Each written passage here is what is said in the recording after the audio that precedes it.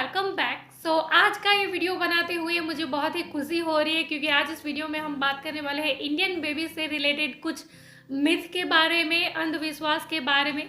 जब भी बच्चा पैदा हुआ होता है तो हमारे आस पड़ोस के लोगों से हमें बहुत ही फ्री की एडवाइस मिलती है।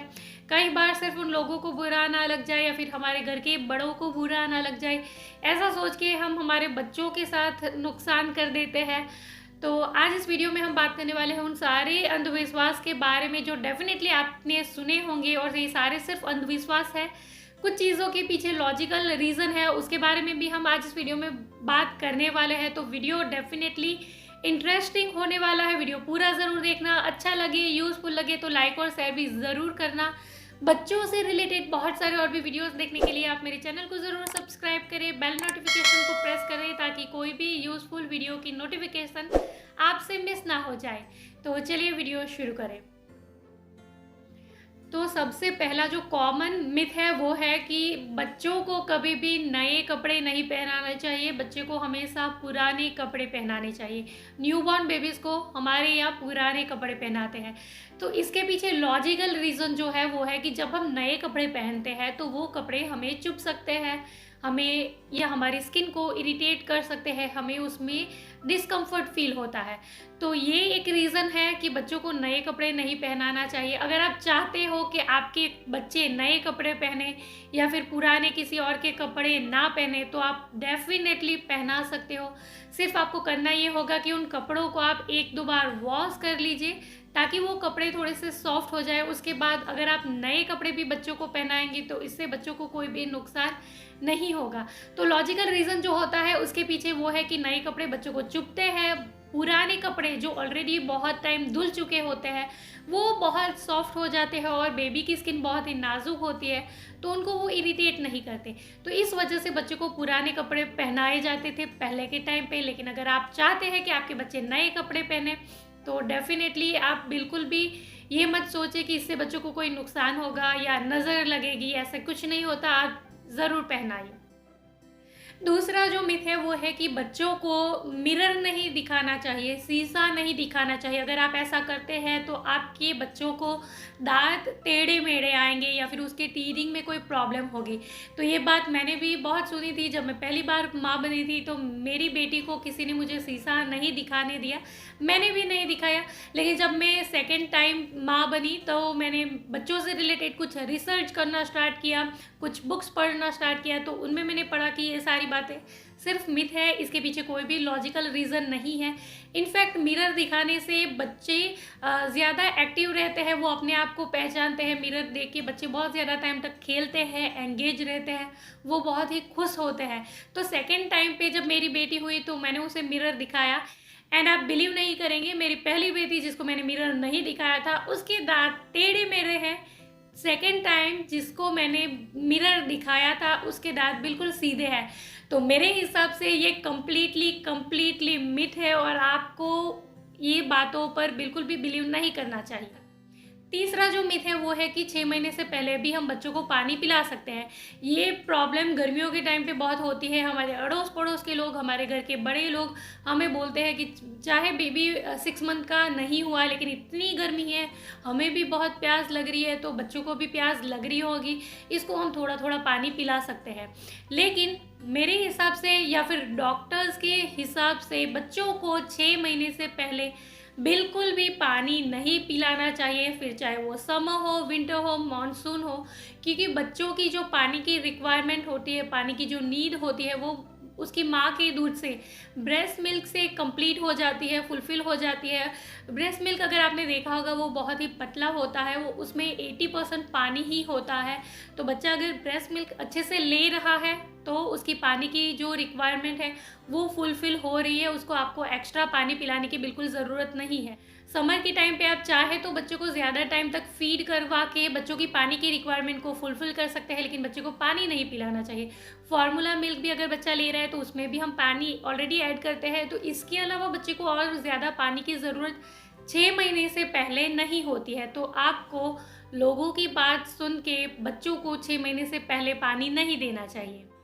उसके बाद जो मिथ है वो है कि बच्चों को बाहर ले जाने पे नज़र लगती है। तो नज़र लगने से रिलेटेड मैंने ऑलरेडी एक डिटेल वीडियो बनाया है, लिंक आपको अभी आई बटन में मिल जाएगी, आप चाहे तो उसे चेक कर सकते हैं।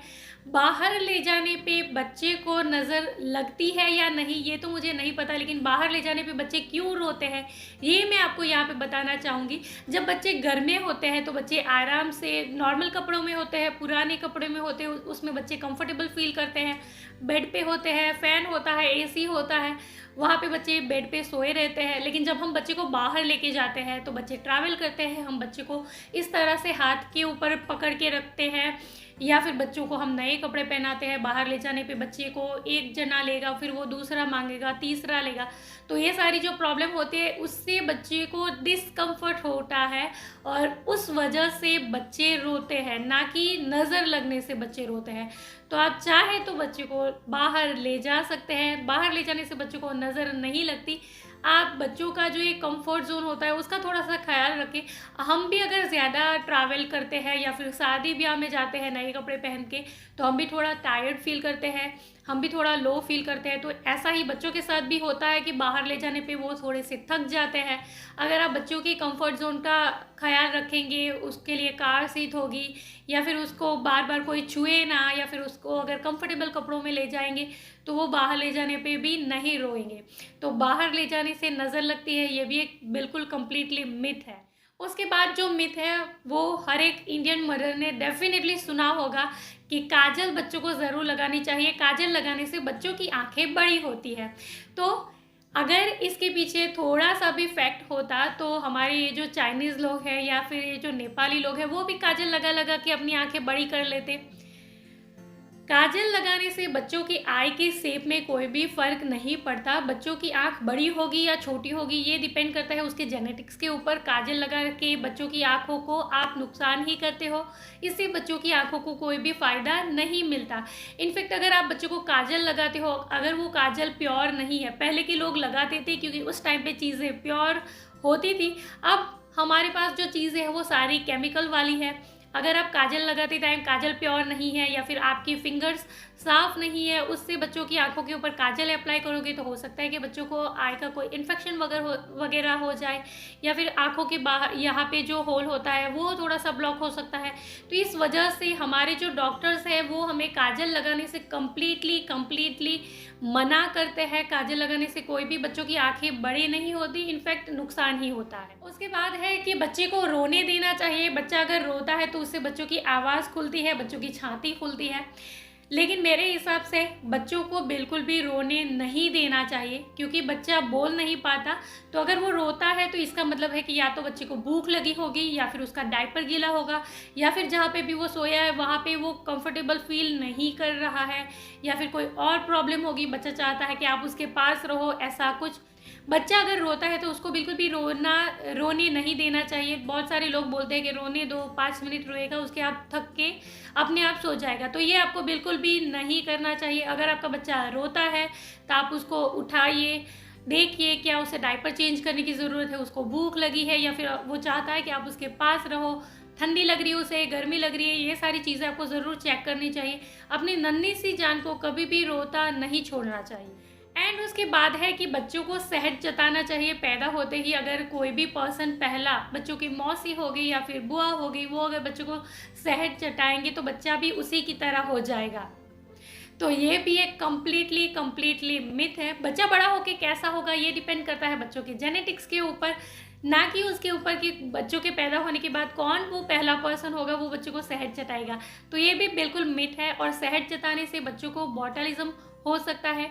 1 साल से छोटे बच्चों को बिल्कुल भी शहद नहीं दिया जाता। पहले के टाइम में देते थे क्योंकि उस टाइम पे चीज़ें प्योर थी। अब हमारे पास पैकेट्स में शहद मिलता है, वो प्योर नहीं है, केमिकल्स है, उसके अंदर शुगर है। तो वो शुगर वाला शहद या फिर केमिकल वाला शहद भी हमें बच्चों को बिल्कुल भी नहीं देना चाहिए। 1 साल से पहले बच्चों को शहद क्यों नहीं देना चाहिए उसके ऊपर मेरा एक ऑलरेडी डिटेल वीडियो है, चाहे तो आप उसे चेक कर सकते हैं।